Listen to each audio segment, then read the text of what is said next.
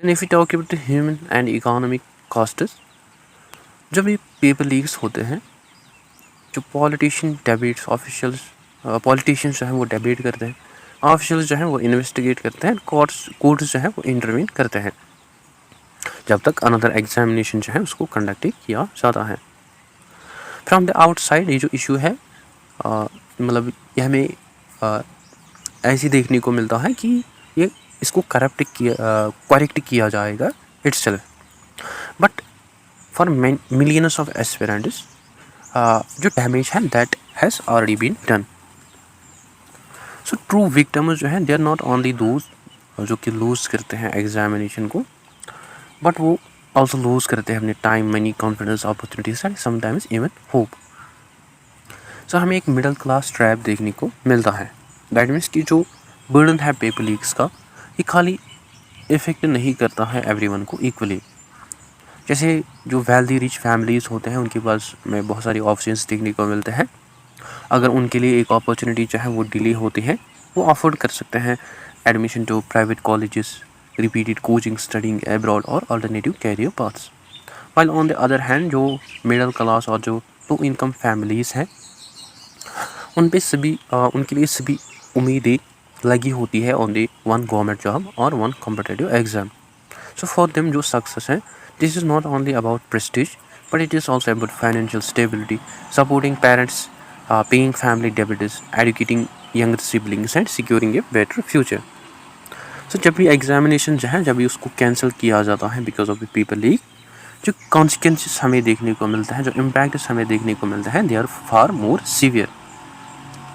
And prepare करना competitive examinations के लिए इन इंडिया ये हमें बहुत ही कॉम्प्लेक्स एक्सपेंसिव देखने को मिलता है, बिकॉज बहुत सारी एस्पायरेंट स्टूडेंट जो हैं वो स्पेंड करते हैं money on coaching institute fees, hostel और rented exam accommodation, books and study material, online subscriptions, internet expenses, transportation, etc. So for many middle class families ये जो expenses हैं, these expenses are not small. So parents जो है वो often use करते हैं अपनी सेविंग को, वो बोरो करते हैं मनी, पोस्टपोन करते हैं अपनी पर्सनल नीड्स को, और वो वर्क करते हैं extra hours to support their childrens preparation. So जो पेरेंट्स हैं दे ऑल्सो व्यू की जो एक्सपेंडिचर है, this is an investment in the future. However जब भी एग्जामिनेशन जो है जब इसको कैंसिल किया जाता है, none of these expenses are refunded. So money जो भी पेरेंट्स स्पेंड करते हैं on his child that can not be recovered. So student जो है वो मतलब देन अगेन प्रिपेयर करते हैं while continuing to bear the financial burden. This paper leak जो है this is how ये transform करता है years of investment into the certainty. So इससे also student का जो time है वो also lost होता है, although जो money है this is also important, but जो greatest loss है that is the time of student, because money जो है इसको earn किया जा सकता है again, but जो lost years है that cannot be earned again. सो हमें एक साइकिल देखने को मिलता है पेपर लीक्स का।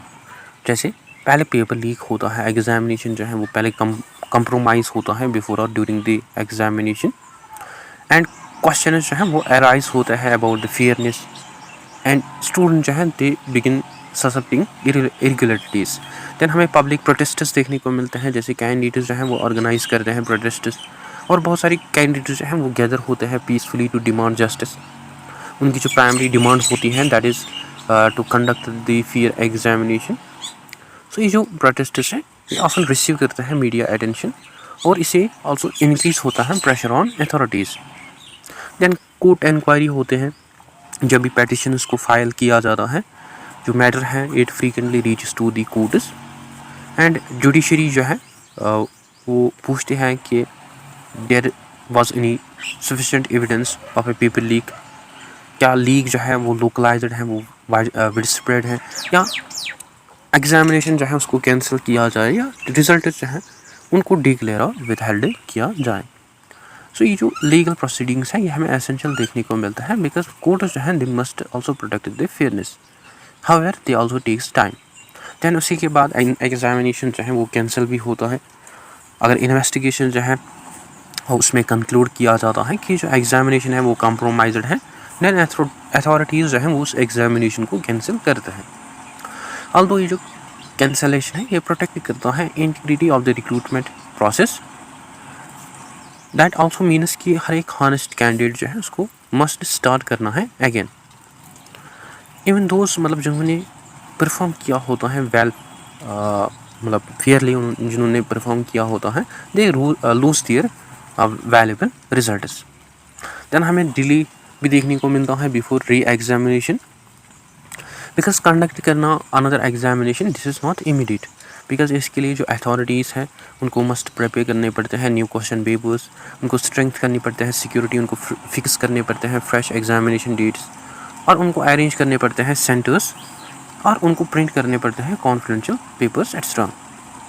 सो इसके लिए मंथ्स लगते हैं, because after the examination result is document verification and appointment जो है they requires additional time. So ये जो साइकिल है this cycle can last for years. So ये जो एंटायर प्रोसेस है ये स्ट्रेच हो सकते हैं ओवर 3 और 5 ईयर्स, स्पेशली जब मल्टीपल लीगल चैलेंजेस और रिपीटेड इरेगुलरिटीज जो है जब वो आकर होते हैं। And for many aspirants specially aspirants between the age of 18 and 28 years, ये जो ईयर्स होते हैं उनकी एज के they are of the productive years of their life. So instead of beginning a career, gaining experience or becoming financially independent, जो candidates हैं they remain trapped in an endless cycle of waiting. So जो effects हैं वो हमें extend मतलब देखने को मिलता है for beyond the delayed employment. So हमें psychological cost भी देखने को मिलता है, because repeated uncertainty जो है it can lead to chronic stress, anxiety before every new examination, emotional exhaustion, loss of motivation, declining self-confidence, frustration with public institutions.